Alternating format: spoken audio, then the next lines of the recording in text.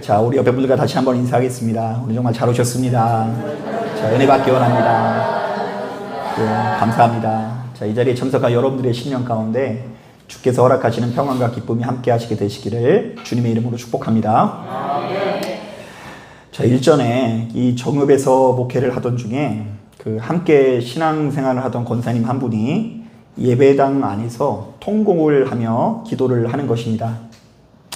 자, 그런데 이제 평상시 예배가 있는 날이면 성도님들이 이제 오셔서 그렇게 기도를 하면 예배 때문에 오셨나 보다 이렇게 생각을 할 텐데 오늘 예배가 있는 날이 아닌데도 불구하고 그렇게 통곡을 하는 것을 보니까 왠지 마음이 서늘하게 느껴져서 그 기도가 마칠 때까지 기다렸다가 이유를 물어보니 자신이 일평생 예수를 믿음에도 불구하고 아무런 열매도 맺지 못했다라는 생각이 들어 서글프다는 이야기를 하셨습니다.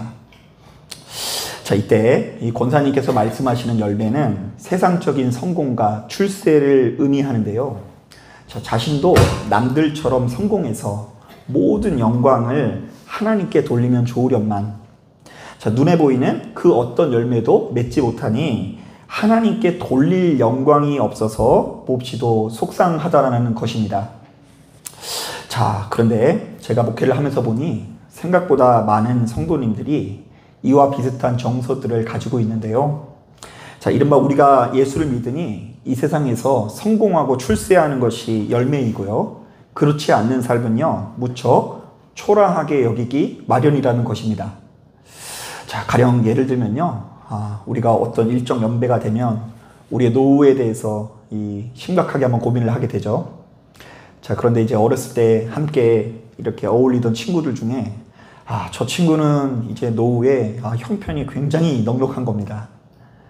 그야말로 진짜 놀고 먹는 것 같아요. 자, 그런데 그에 비해서 나는 뭐 하나 이뤄놓은 것 없다고 느껴질 때 나의 인생이 초라하게 느껴질 수 있고요. 자, 심지어 목사님들 세계에서도 이런 게 있어요. 누군가는 목회를 30년 했더니 굉장히 큰 교회를 이루었는데 나는 교회를 30년 동안 담임을 하는데도 불구하고 겨우 10사람밖에 모이지 않으니 이런 나의 인생이 초라하다고 느끼기 마련입니다. 자, 그런데 우리들의 이런 정서와는 달리 성경은 의외로 전혀 다른 것들을 믿는 자들의 열매라고 칭하고 있는데요.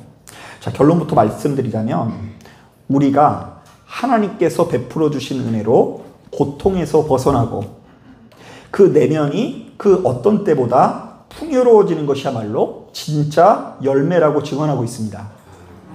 자, 한번 따라해 보겠습니다. 예수의 이름으로 우리의 내면이 풍요로워지는 것이 진짜 열매다. 자, 그래서요, 심령이 공고한 자가 하나님의 은혜로 감사와 기쁨을 회복하게 되면 그것을 심령의 열매라고 하고요.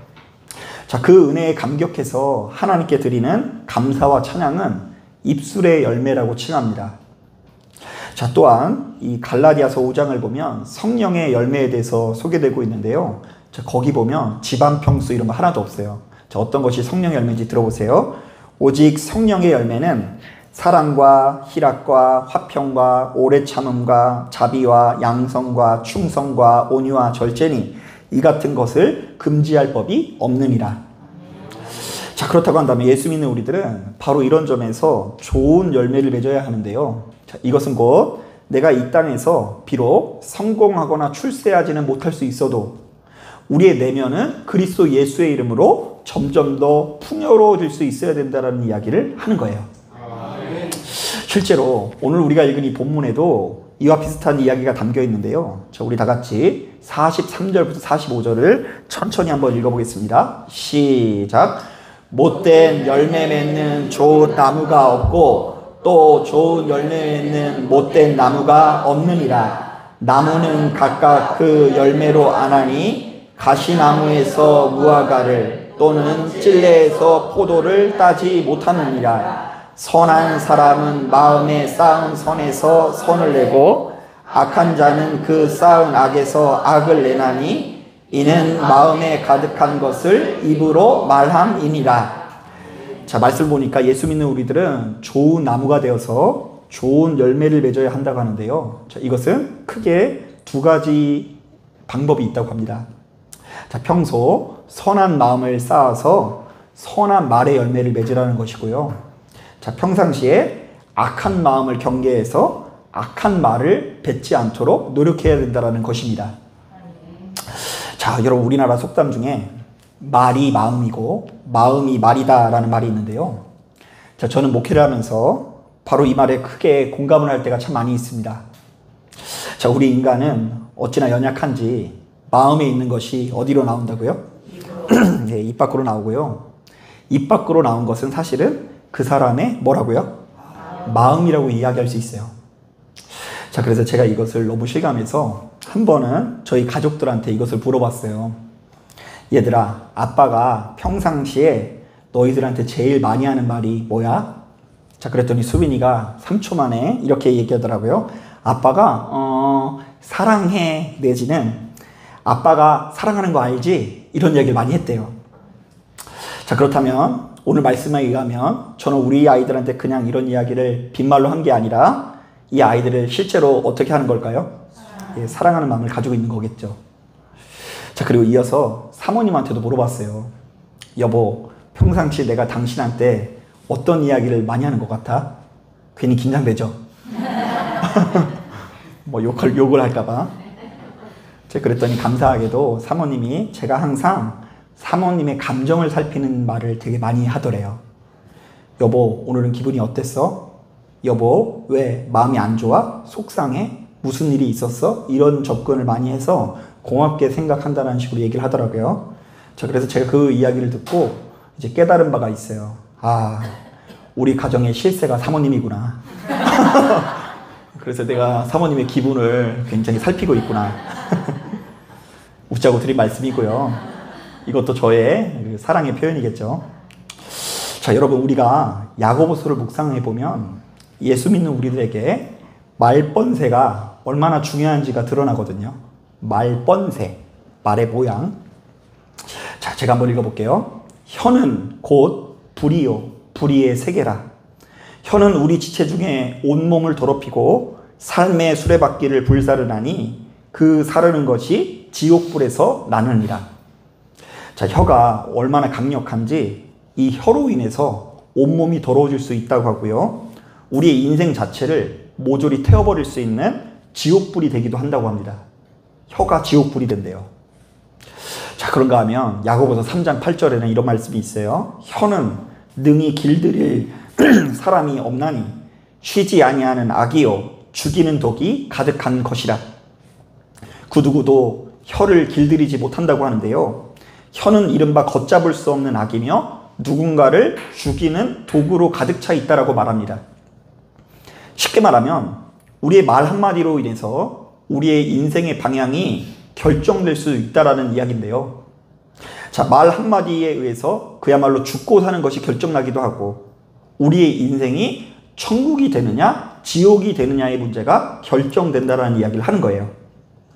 자, 그런데 오늘 말씀에 의하면 우리 입에서 나오는 것들은 철저히 어디에서부터 비롯된다고요? 예, 마음에서부터 비롯된다고 하는데요. 자, 이른바 선한 사람은 선한 마음의 창고에서 선한 말을 내놓고 악한 사람은 그 악한 마음의 창고에서 악한 말을 내놓는다는 이야기입니다. 자, 그러니까 우리의 내면에 미움이 가득하면 내가 입술을 아무리 다스리려고 노력을 해도 입만 열면 누군가를 미워하고 원망하는 말이 나오기 마련이고요. 자, 우리의 내면에 열등감이 가득하면 내가 아무리 노력해도 입만 열면 나보다 잘 나가고 대단한 사람들을 향한 어떤 시기의 말이 튀어나올 수 있는 것입니다. 또한 우리의 입에 정말로 나오는 말이요, 사실은 정말로 우리의 내면에 교만함이 가득하면은요, 타인을 업신여기고 무시하는 말이 나오기 마련이고요.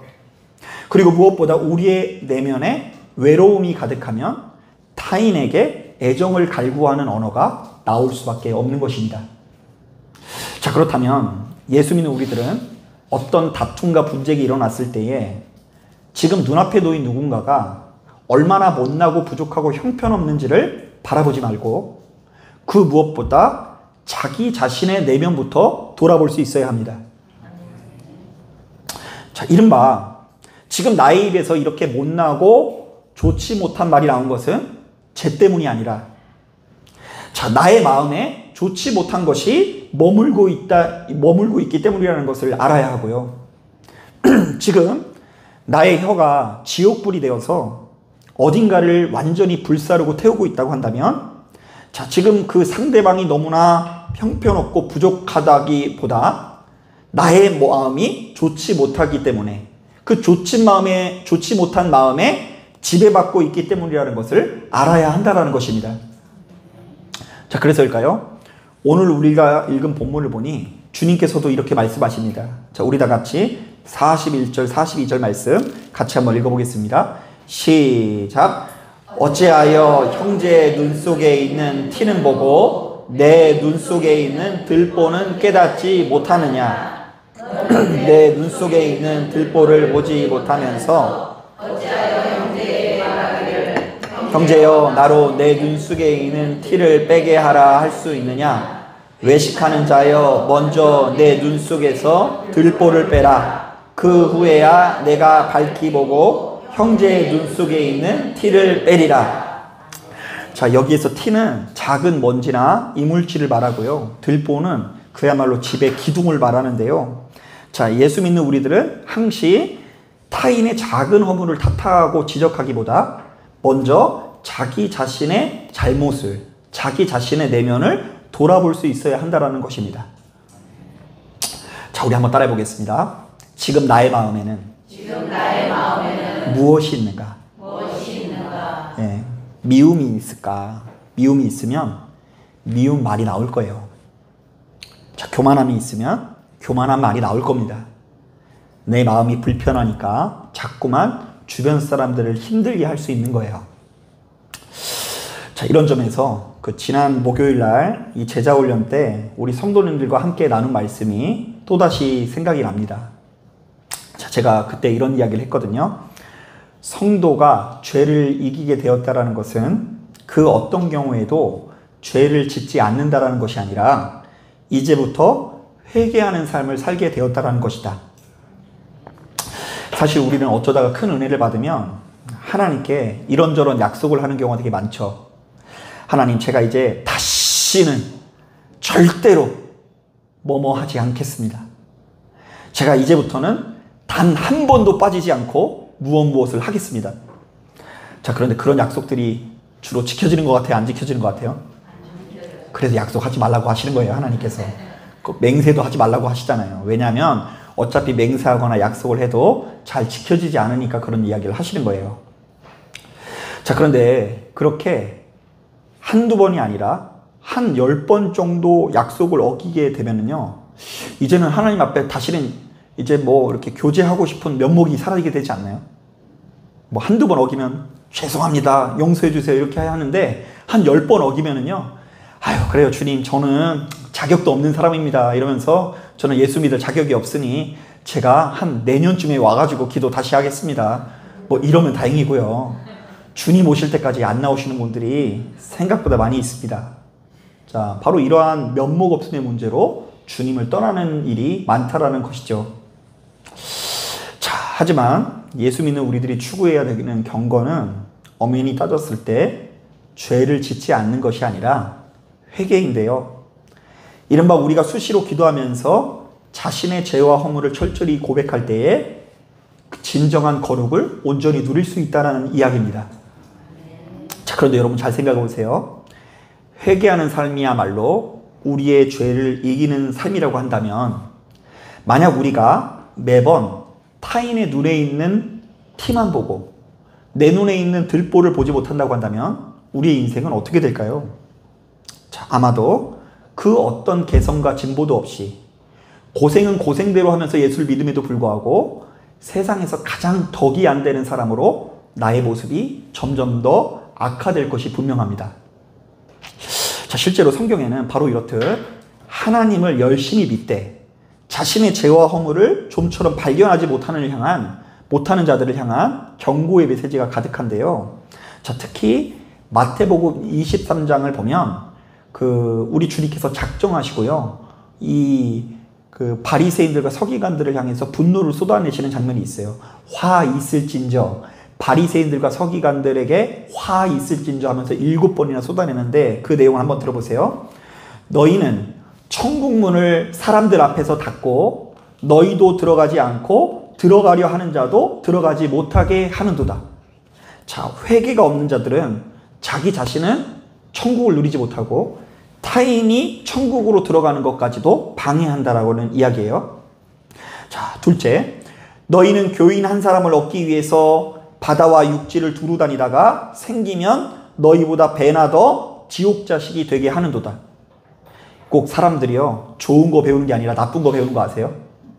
바리새인이 맨날 모여가지고 다른 사람 판단하고 정죄했더니 이 사람들도 그냥 그거 똑같이 배워가지고 그게 신앙생활인 줄 알고 주변에 있는 사람들을 판단하고 정죄한다라고 합니다. 자, 세 번째, 누구든지 성전으로 맹세하면 아무 일 없거니와 성전의 급으로 맹세하면 지킬지라 하는도다.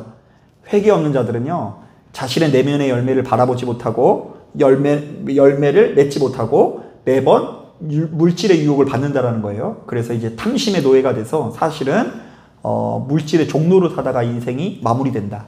그만큼 회개를 해야지 물질로부터 자유할 수 있다는 이야기예요. 자, 네 번째, 너희가 박하와 회양과 근처의 11조는 들이되 율법에 더 중한 바 정의와 긍휼과 믿음은 버렸도다. 자, 회개 없는 자들은 겉으로는 율법을 철저하게 지키는 것 같을지만 율법의 근본 정신을 지키지 못한다. 자, 다섯 번째, 너희는 잔과 대접의 겉은 깨끗이 하되 그 안에는 탐욕과 방탕으로 가득하게 되었도다. 회개 없는 자들은 겉으로는 누구보다 아름답게 거의 사도발과 같은 모습으로 신앙생활을 하지만 내면에는 더러움이 가득하다라는 이야기입니다. 여섯 번째, 너희는 회칠한 무덤 같으니 겉으로는 아름답게 보이나 그 안에는 죽은 사람의 뼈와 모든 더러운 것이 가득하도다. 자, 예수를 믿는 사람인데도 불구하고 그 내면이 어떻다고요? 무덤과 같다라고 이야기합니다. 자, 일곱 번째, 너희는 선지자들의 무덤을 만들고 의인들의 비석을 꾸미며 이르되 만일 우리가 조상 때에 있었더라면 우리는 그들의 선지자의 피를 흘리는데 참여하지 아니하였으리라. 자, 이건 쉽게 말하면요, 나는 아니지요예요. 자, 우리의 조상들은 선지자를 죽였지만 나는 그때로 돌아간다면 선지자를 죽였다 안 죽였다?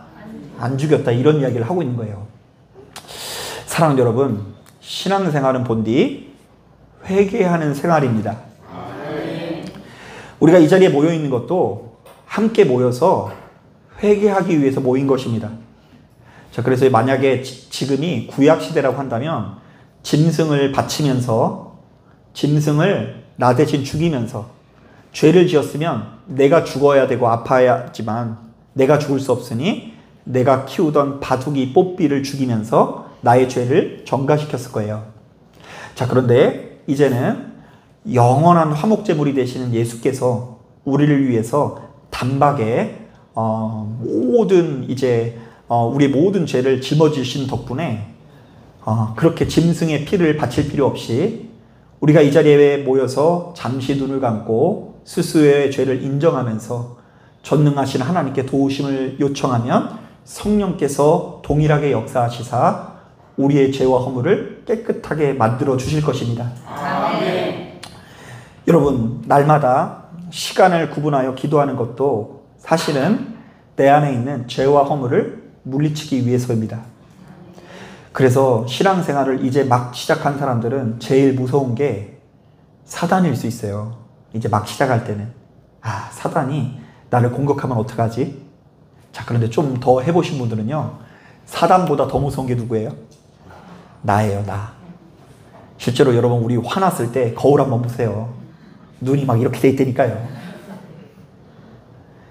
사단이 나를 망치고 괴롭히는 게 아니라 내가 내 안에 있는 죄를 선택하고 내 안에 있는 악한 기질에 넘어져서 모든 것을 불태우는구나. 여러분, 우리의 삶은 우리 안에 악이 있어서 우리 안에 있는 뿌리가 올라와서 우리의 삶을 크게 고통스럽게 만들 수밖에 없습니다. 그러니까 우리 안에 악이 있어요. 그것을 다루지 않으면, 예수의 이름으로 만지지 않으면 우리도 모르는 사이에 우리의 삶이 고통스러워질 수밖에 없다는 이야기예요. 일단은 내 눈에 있는 들보를 보지 못하고 타인의 작은 허물들을 공격하다가 권위를 잃어버리게 될 거예요. 아니, 나도 못하는 걸 상대방한테 요구만 하니까 뒤에서 욕하죠. 권위 없는 삶이 되는 거예요. 자, 내 눈에 있는 욕심을 다스리지 못하고 하나님께서 주신 물질을 소중히 여기지 않고 규모 없이 사니까 그 모든 것을 다 잃어버리고 더 가난한 삶을 살게 될 수 있고요. 또한 가는 곳곳마다 이곳저곳에 다 불을 지러 놓으니 이 사람 저 사람이 다 나를 떠나고 극심한 외로움에 시달릴 수밖에 없는 것입니다. 자, 이게 바로 예수 믿느라 고생은 고생대로 하고 그 어떤 열매도 맺지 못하는 삶을 말하는 거예요. 자, 그러므로 여러분, 예수 믿는 우리들은요, 그 무엇보다 자기 자신의 내면을 잘 경영해야 되고요, 반드시 나의 내면부터 돌아보는 회개의 삶을 살아야 합니다. 만약 나도 연약한데도 불구하고 타인의 연약함을 공격하는 사람은 야비한 사람입니다. 나도 허물을 많으면서 타인을 업신 여기는 사람도 어리석은 사람이 아닐 수 없습니다. 자, 나도 타인을 살갑게 여기지 않으면서 타인에게 살갑게 여기기를 바라는 것은 뻔뻔한 사람이 아닐 수 없습니다. 아니, 나도 사람을 안 챙기면서 그 사람이 어떻게 나를 챙기길 바래요? 그건 뻔뻔한 거죠. 사랑하는 여러분, 바로 이 같은 말씀에 귀를 기울이시고 시간이 흐르면 흐를수록 이 사람 저 사람 탓하고 문제 있다라고 말하기 이전에 예수 안에서 나 자신을 돌아보시고 시간이 흐를수록 훨씬 더 풍요로운 열매를 맺는 삶 되시기를 주님의 이름으로 축복합니다. 자, 기도하겠습니다.